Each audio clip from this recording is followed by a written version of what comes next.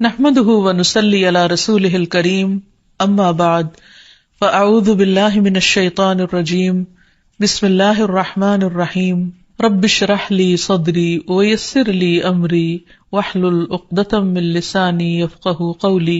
نبی صلی اللہ علیہ وسلم کے نزدیک ان کلمات کا ذکر کرنا، ورد کرتے رہنا۔ پھر اسی طرح یہ کلمات جو زبان پر بہت ہلکے ہیں اور میزان میں بہت بھاری ہیں اور الرحمن کو بہت ہی پیارے ہیں، وہ ہے سبحان اللہ و بحمدہ، سبحان اللہ العظیم۔ پھر ایک بار تسبیح پڑھنے سے زمین و آسمان بھر جاتا ہے۔ رسول اللہ صلی اللہ علیہ وسلم نے فرمایا، طہارت نصف ایمان کے برابر ہے، اور الحمدللہ کہنا میزان کو بھر دیتا ہے۔ سبحان اللہ اور الحمدللہ کہنے سے زمین و آسمان کے درمیانی فضا بھر جاتی ہے، یعنی کتنا فاصلہ ہے زمین و آسمان کے بیچ کا، لیکن انسان کیا اس کے لیے بھی اس کو کچھ مشکل ہے کہ اللہ سبحانہ وتعالیٰ کی محبت کے ساتھ پاکی بیان کرے اور تسبیح کرے، جس کا ریوارڈ اتنا بڑا ہے اس کے لیے۔ آج دنیا میں انسان کو وہ نظر نہیں آتا، لیکن کل قیامت کو انسان ایک ایک نیکی کا محتاج ہوگا، تو وہاں اس کو اس کی قدر آئے گی۔ اس لیے بہتر ہے کہ آج اپنے لیے انسان ذخیرہ اور سرمایہ اکٹھا کر لے۔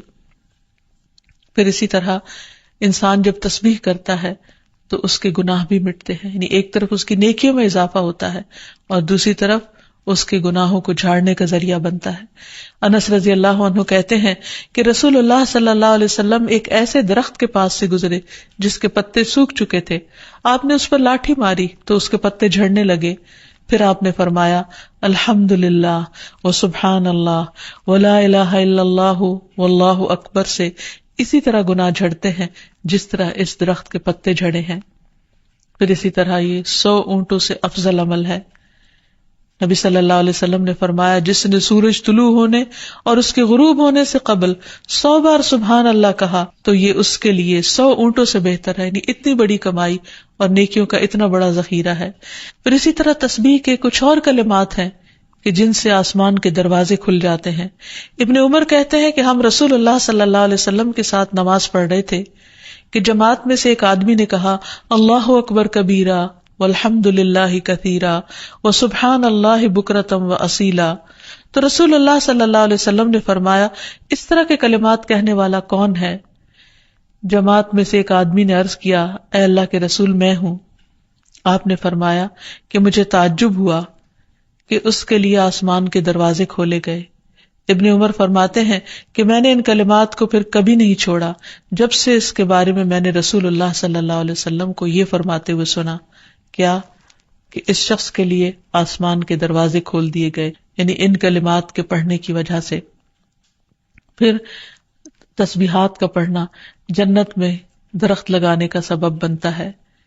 پھر اسی طرح انسان کے تمام جوڑوں کا صدقہ ہر روز اس پر واجب ہو جاتا ہے، اور یہ تسبیحات اس کے لیے ہر جوڑ سے صدقے کا باعث بنتی ہیں۔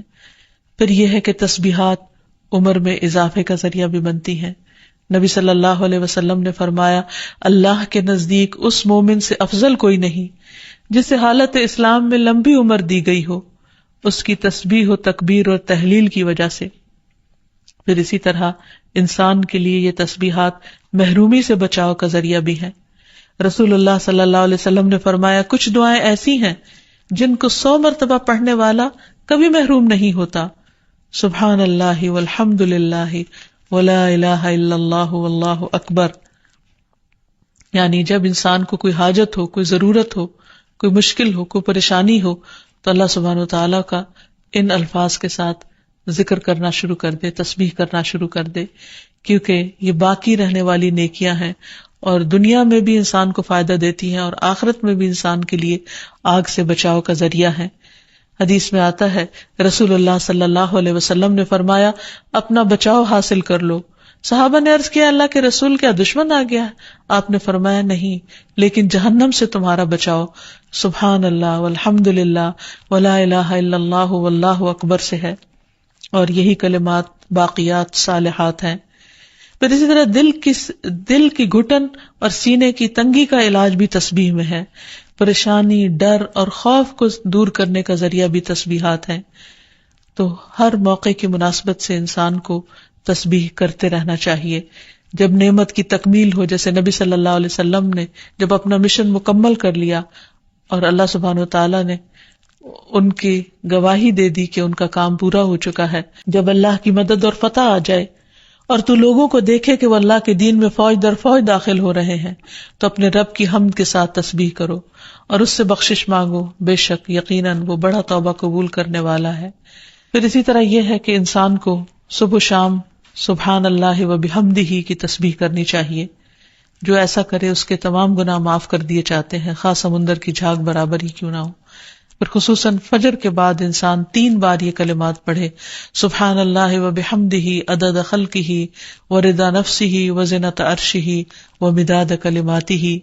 اللہ کی تعریف اور اسی کی پاکی ہے، اس کی مخلوق کی تعداد کے برابر، اس کی رضا اور اس کے عرش کے وزن اور اس کے کلمات کی سیاہی کے برابر، یعنی اللہ سبحانہ وتعالیٰ کی تعریف ہر چیز سے زیادہ۔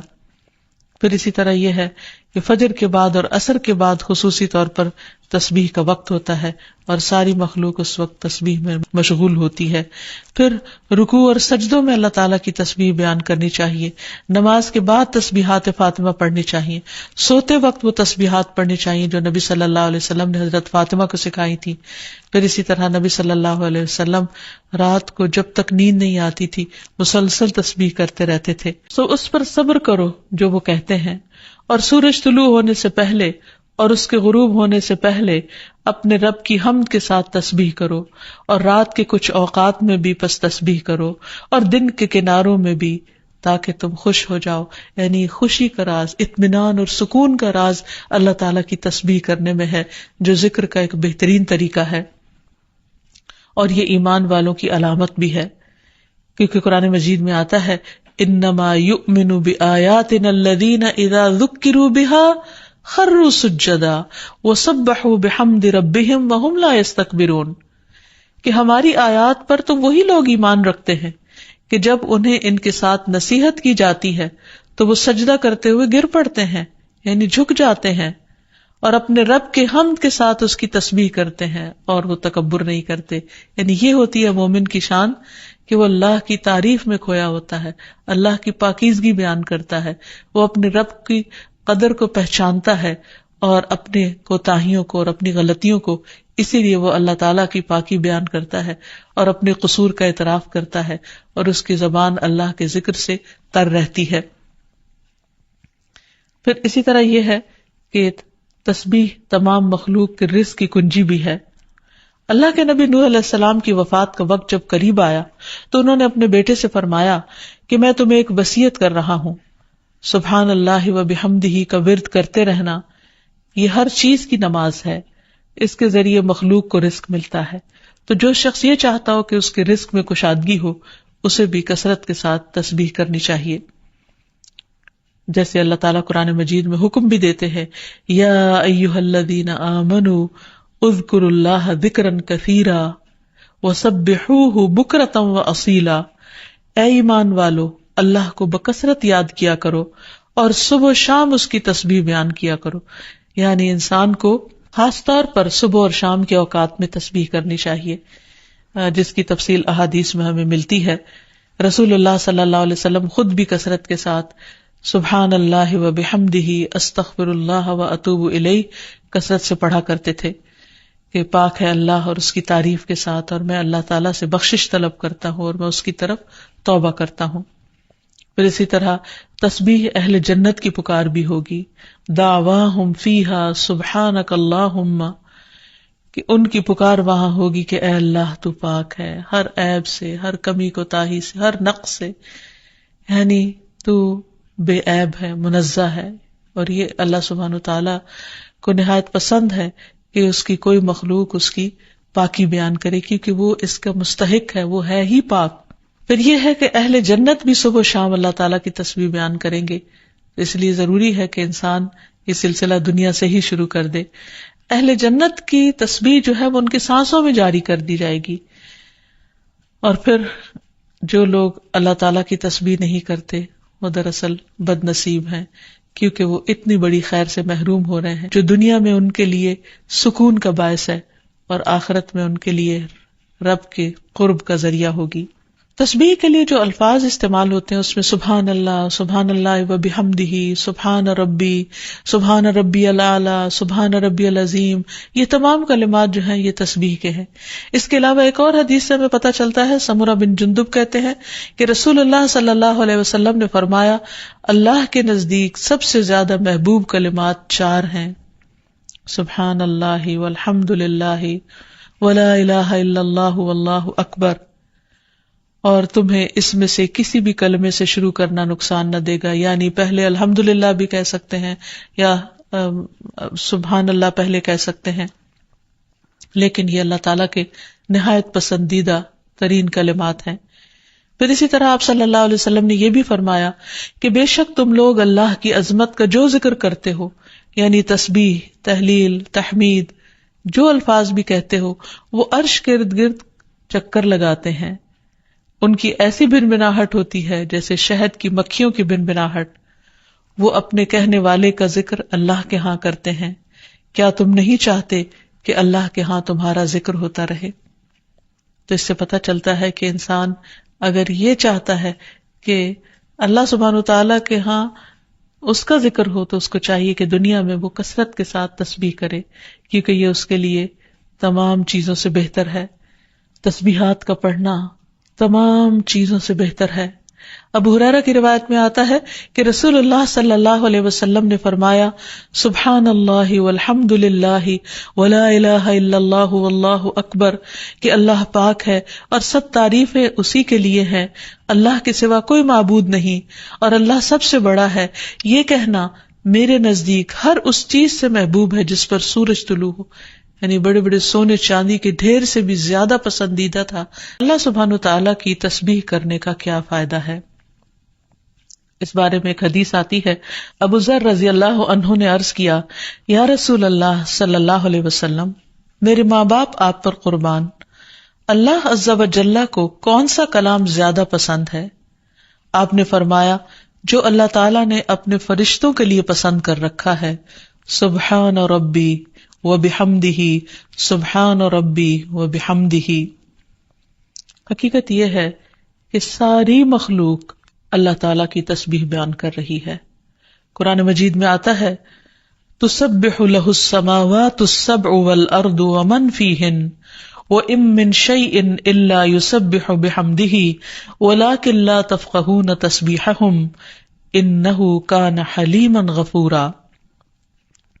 ساتوں آسمان اور زمین اور جو کچھ ان میں ہے سب اس کی تسبیح کر رہے ہیں، بلکہ کوئی بھی چیز ایسی نہیں جو اس کی حمد کے ساتھ اس کی تسبیح نہ کر رہی ہو، لیکن تم ان کی تسبیح کو سمجھتے نہیں، کیونکہ ہر ایک کا اپنا اپنا انداز ہے۔ وہ بڑا بردبار اور معاف فرمانے والا ہے۔ سورۃ النور میں بھی اللہ سبحانہ وتعالیٰ فرماتے ہیں، الم تر ان اللہ یسبح لہ من فی السماوات والارض والطیر صافات کل قد علم صلاتہ وتسبیحہ واللہ علیم بما یفعلون۔ کیا تم دیکھتے نہیں کہ آسمانوں اور زمین میں جو کچھ ہے اور فضا میں پر پھیلائے ہوئے پرندے سبھی کے سب یہ اللہ کی تسبیح کر رہے ہیں۔ ہر مخلوق کو اپنی نماز اور تسبیح کا طریقہ معلوم ہے، اور اللہ اسے خوب جاننے والا ہے جو وہ کرتے ہیں۔ بہت ہی خوبصورت آیت ہے جس سے یہ پتہ چلتا ہے کہ نمبر 1، ساری مخلوق تسبیح کر رہی ہے، سب اللہ کے ذکر میں مشغول ہیں، ایک ذرے سے لے کر بڑے بڑے ستارے اور سیارے۔ اور پھر خصوصاً پرندوں کی بات کی گئی، یعنی زمین اور آسمان کی مخلوق تو کر ہی رہی ہے تسبیح، لیکن ان دونوں کے درمیان جو پرندے اڑتے ہوئے نظر آ رہے ہیں، اور بعض اوقات صفوں کی شکل میں، یعنی صف باندھے ہوئے یا پر پھیلاتے ہوئے اور سکیڑتے ہوئے یا اڑتے ہوئے، سب مل کر یا اکیلے اکیلے، یہ سب اللہ سبحانہ تعالیٰ کی پاکی بیان کرتے ہیں۔ ویسے بھی آپ نے دیکھا ہوگا کہ صبح اور شام کے اوقات میں بڑے بڑے درختوں پر بیٹھے ہوئے ہزاروں کی تعداد میں پرندے یک زبان ہو کر اللہ سبحانہ وتعالیٰ کی تسبیح کر رہے ہوتے ہیں، ذکر کر رہے ہوتے ہیں۔ فرمایا یہ سب اللہ کی تسبیح کرتے ہیں۔ تیسری بات یہ فرمائی گئی کہ ہر مخلوق کو اپنی نماز اور تسبیح کا طریقہ معلوم ہے. کس قدر دلچسپ اور خوبصورت بات ہے کہ پرندہ ہو یا چیونٹی ہو یا کوئی بڑے سے بڑا جانور ہو یا ستارہ اور سیارہ ہو، ہر ایک کو تسبیح بھی معلوم ہے، یعنی اللہ کا ذکر کیسے کرنا ہے، اور یہ بھی معلوم ہے کہ اس کا کام کیا ہے، وہ کیوں پیدا کیا گیا ہے، یعنی اس کو اپنے مقصد زندگی کا بھی معلوم ہے، اور پھر اللہ تعالیٰ کی عبادت اور اطاعت کے طریقے کیا ہیں، اس کے لیے کون سی راہیں مقرر کر دی گئی ہیں، یہ بھی اس کو خوب معلوم ہے. تو اس میں حیرت کی بات یہ ہے کہ اگر ساری مخلوق یہ جانتی ہے تو پھر انسان کا انجان بننا اس کے لیے کس قدر خطرناک ہے. اللہ تعالیٰ نے سب کچھ انسان کے لیے پیدا کیا اور وہ ساری چیزیں انسان کی خدمت میں خوب لگی ہوئی ہیں، لیکن انسان کو جس کے لیے پیدا کیا گیا، انسان اس مقصد کو بھول گیا اور اپنے رب سے غافل ہو گیا.